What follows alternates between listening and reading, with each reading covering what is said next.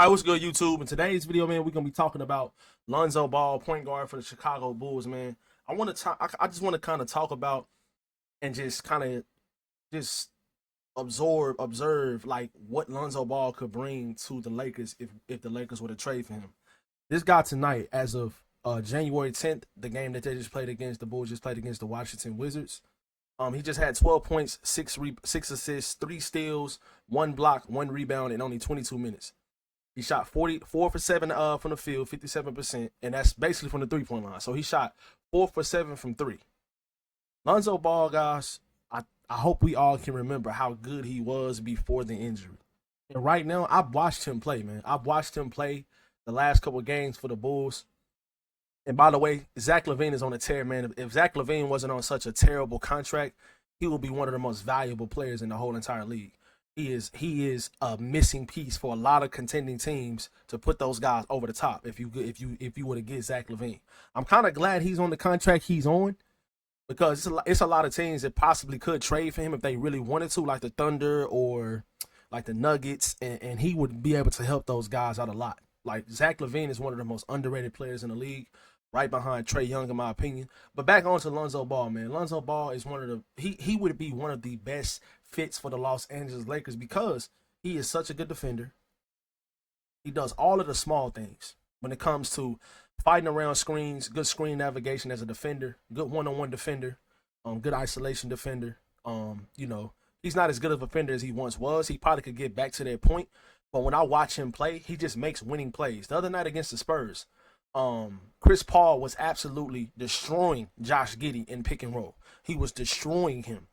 Billy Donovan had to sub Lonzo Ball back into the game against the Spurs, and Lonzo Ball just completely changed that game around defensively. Like, they could not stop pick and roll with Chris Paul running the pick and roll against when Josh Giddey was guarding him. They scored like three or four straight possessions in the fourth quarter. Lonzo Ball comes back in the game, that stops immediately. Like, the Lakers need athleticism. They need a point of attack defender at the guard position.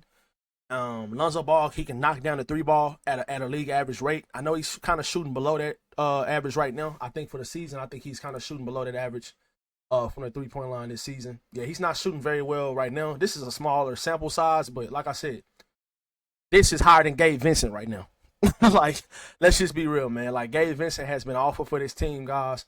And I think Lonzo Ball comes in and he immediately makes a bigger impact, has a bigger impact than Gabe Vincent. He's a better passer than Gabe Vincent. His IQ is a lot higher. He's just a better player, in my opinion, than Gabe Vincent right now. Now, if Gabe Vincent can get back to the point where he was playing right before he went out with the oblique injury, that'll be a different story.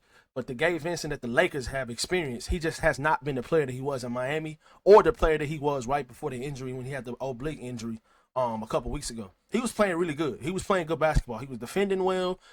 He was knocking down open threes at a high clip. He was shooting about 40% from 3 in that little 2-3 week span or whatever. But yeah, just in general, like, when it comes to the athletic guard, a point of attack guard that the Lakers kind of need or kind of want, I think how tall is Lonzo? Like 6'6" or 6'5" or something like that. I think he's like 6'5". He's 6'6", so he's bigger than Gabe Vincent.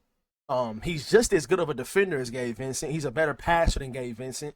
Both of those guys they're kind of struggling with their shot right now. But like I said, I just think Lonzo would affect winning way more than Gabe Vincent does. So I just, like, you can never go wrong with size and length. He has that over Gabe Vincent. He's more athletic than Gabe. He's a better passer than Gabe. He's just as good of a defender as Gabe. So why wouldn't you upgrade that position?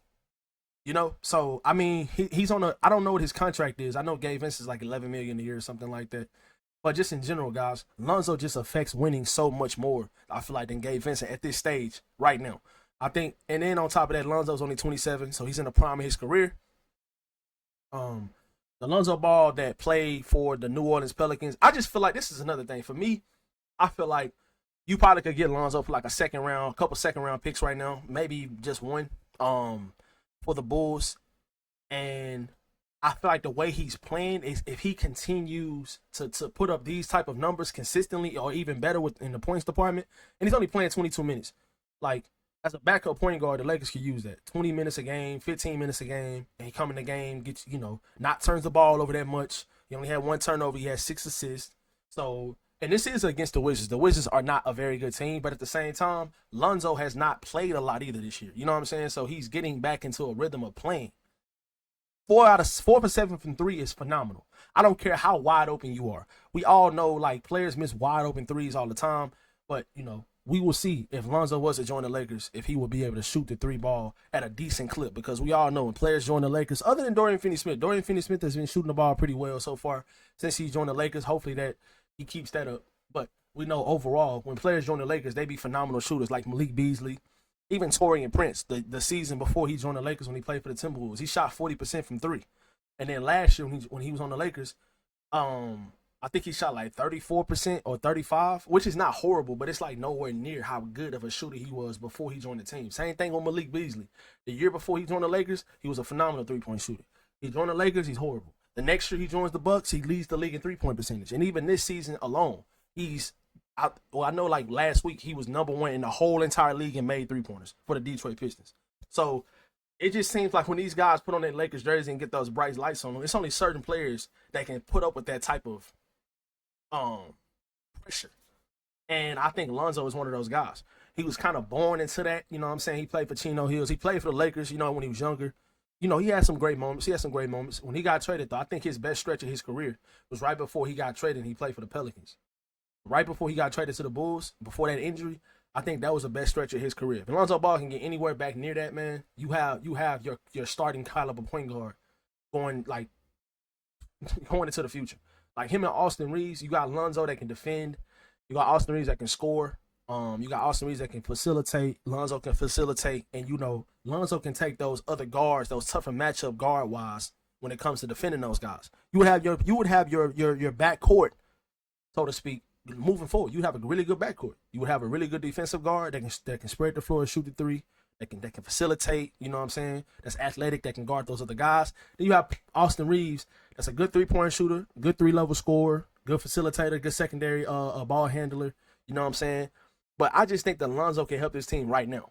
It's not even about the future. I think he can help this team right now more than Gabe Vincent can. But like I said, just off the simple fact of his IQ. Lonzo has one of the highest IQs in the league.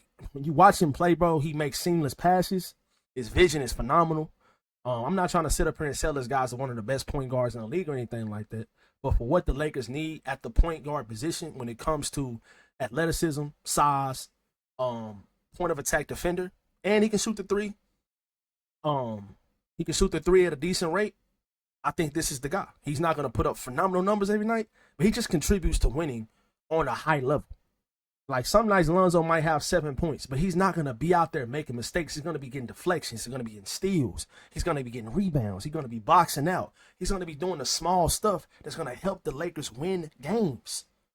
So it's so many players on the Lakers that don't do the small things to help those guys win games. I'm super excited about Jared Vanderbilt coming back soon. He just got pretty much cleared today. He went down to the G League to play with the South Bay Lakers. Then he got recalled up. He's going to practice. He was practicing today with the Los Angeles Lakers regular team because of the tragic wildfires and stuff like that. So they had practice today. And thoughts and prayers to everybody that's affected in Los Angeles or the Southern California area from the wildfires, and just everybody in general affected by it, guys.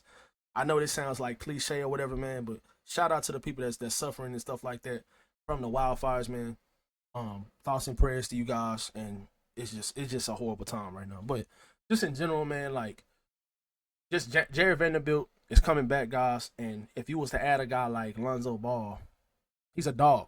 I really like Lonzo. I like Lonzo now. The way he's playing, if you was to kind of trade for this guy, I think he would look a lot smarter in the future. Or by the end of the season, I think Lonzo is playing really well right now. If he can stay healthy, this man, I'm trying to tell y'all, by the trade deadline, he's probably going to be asking for multiple second-round picks. They might even try to get crazy and ask for a first-round pick if he continues to play, if he continues to trend upward the way he's going. I don't think he's worth a first-round pick right now, but I do think he's worth a couple seconds maybe, and maybe a salary or whatever, couple salaries or whatever. But yeah, man, just in general, let me know how you guys feel about Lonzo Ball in the comment section below.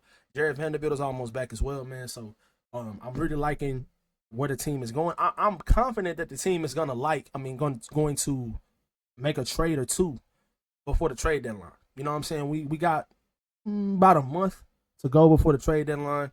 So yeah, man. Listen, we almost there. Like we gotta stay strong. We gotta win these games coming up against the Spurs. Gotta win both of those. And we got a favorable schedule coming up. If we can stay 7-8 games over 500, we'll be in a great spot. Right before the trade deadline. So yeah. So man, hope you guys enjoyed today's video. If y'all do, drop a like and subscribe if y'all new. Love you guys. Catch you in the next video.